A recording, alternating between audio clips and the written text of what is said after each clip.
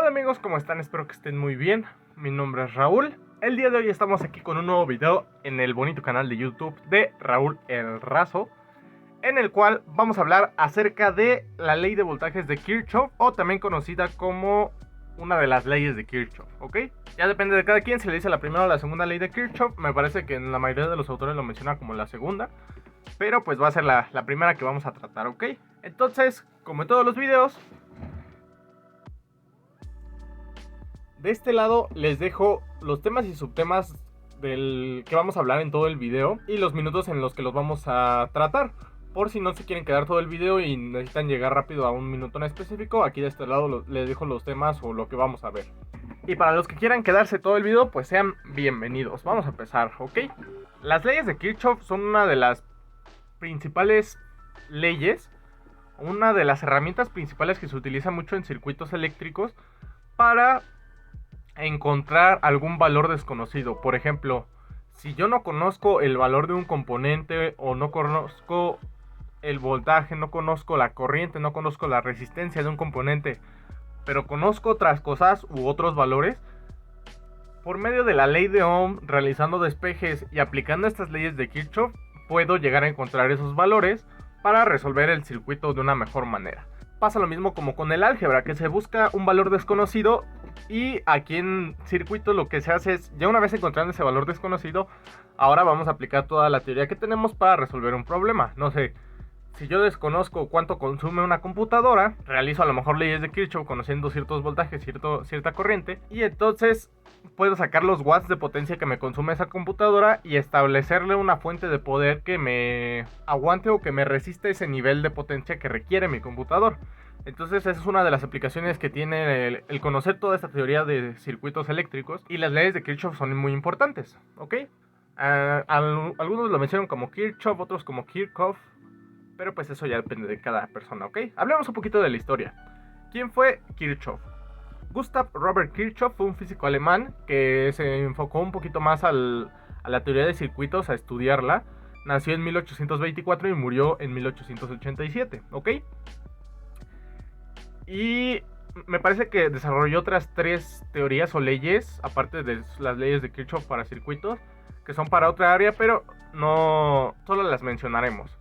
Era una persona muy inteligente, muy dedicada, y vamos a estudiar su ley que nos establece. Dice que la suma de los voltajes en una malla, ¿ok? Una malla se identifica fácilmente porque normalmente son como cuadraditos. En muchos circuitos que les van a poner de ejemplos, se ven como unos cuadrados en donde alrededor están todos los componentes de energía. No sé, de este lado está la fuente de voltaje, luego la resistencia, otra resistencia, un capacitor o así. Todo ese círculo, no es círculo, todo ese recorrido del rectángulo que forma el circuito es una malla. Incluso puede haber 2 mallas, ¿ok? O 3, o 4, o las que sean. Se distinguen de una manera no tan difícil.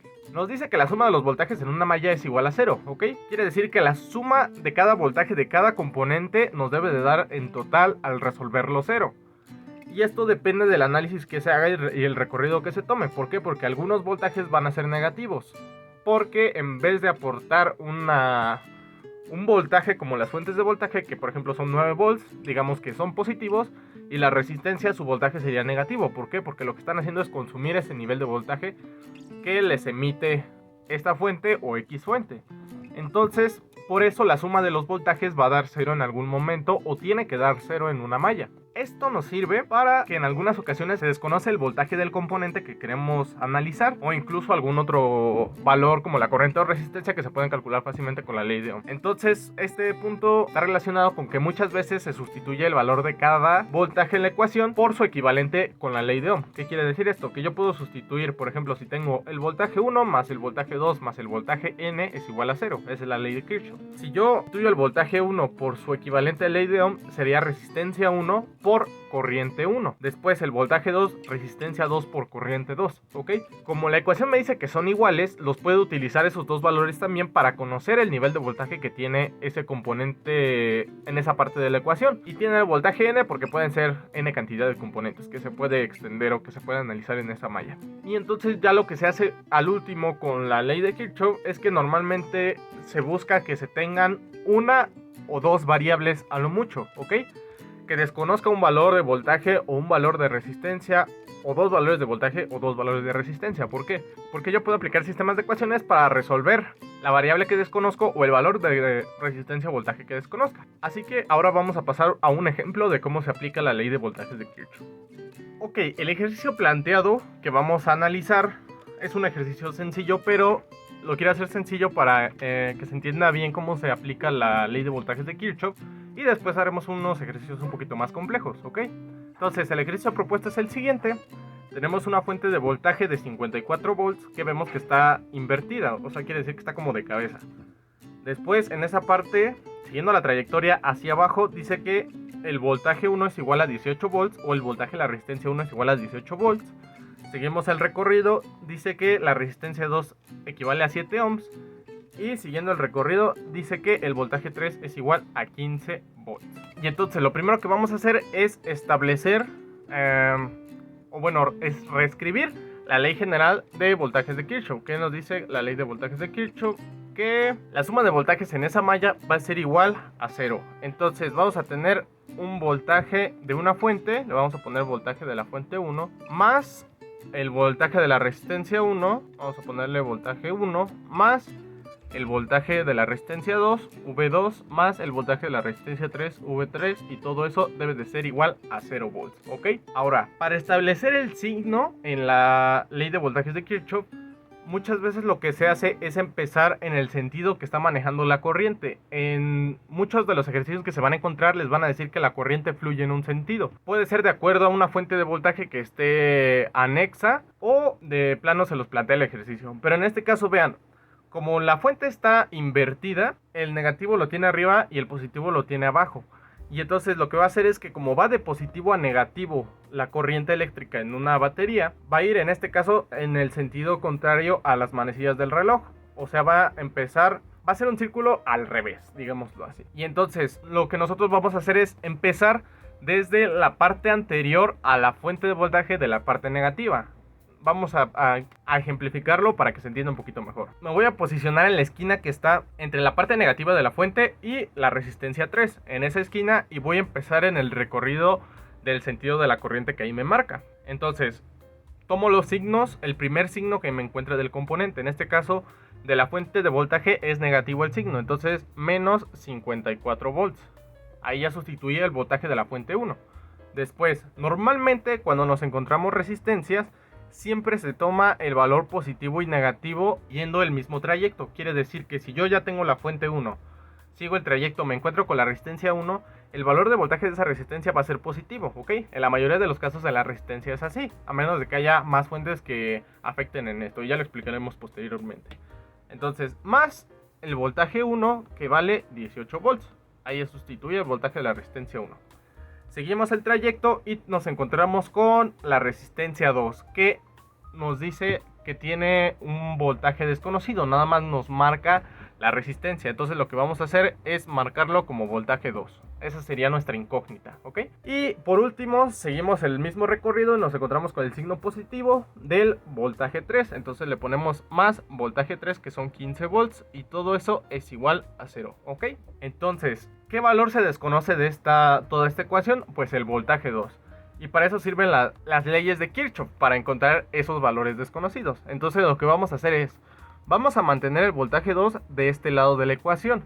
Recuerden que una ecuación se determina del lado izquierdo o lado derecho de acuerdo al signo de igualdad.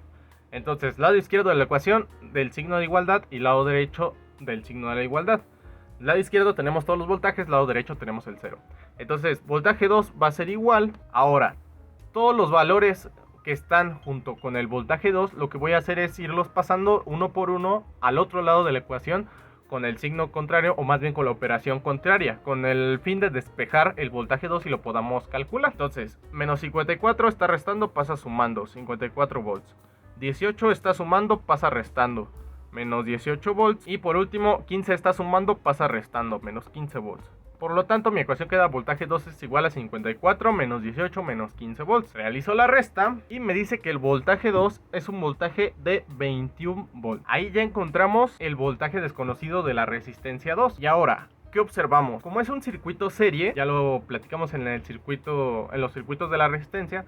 En el circuito serie la corriente es la misma en todos los componentes. Entonces, si me pidieran calcular la corriente en este circuito, lo que yo puedo hacer es, bueno, de la resistencia 3 no conozco su valor de resistencia, pero sé que son 15 volts. Pero en donde tengo más datos es en la resistencia 2. ¿Por qué? Porque conozco su nivel de resistencia ohmica y conozco su nivel de voltaje. Entonces lo que puedo hacer es aplicar la ley de Ohm. Me dice que la corriente del circuito va a ser igual al voltaje de la resistencia 2 sobre la resistencia 2. ¿Ok? Sustituimos los valores y eso me daría una corriente de... Ahí ya encontré la corriente en ese componente, y como es un circuito serie de resistencias, puedo basarme en eso para decir que la corriente es la misma en todas las resistencias. Y así es como se resuelve este tipo de ejercicios aplicando ley de voltajes de Kirchhoff. ¿Ok?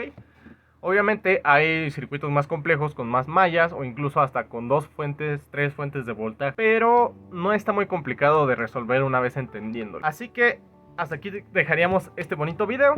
Espero que les haya gustado, les haya servido y le hayan entendido, que no los haya hecho más bolas de lo que parece complicado estas leyes de Kirchhoff. Resolveré más ejercicios en posteriores videos. Espero que me alcance el tiempo. Una disculpa si de repente me ausento, pero pues ahorita estamos en periodo escolar y a veces no me doy abasto, la verdad, por más que intento. Pero iremos poco a poco, ustedes no se preocupen.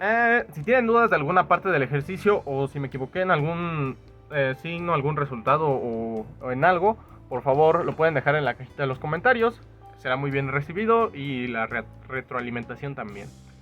Así que espero que les haya gustado. Comenten qué les pareció. Denle like al bonito video. Compártalo para seguir creciendo y seguir subiendo más videitos de electricidad. Mi nombre es Raúl y nos vemos en un próximo video. Cuídense, bello. Adiós.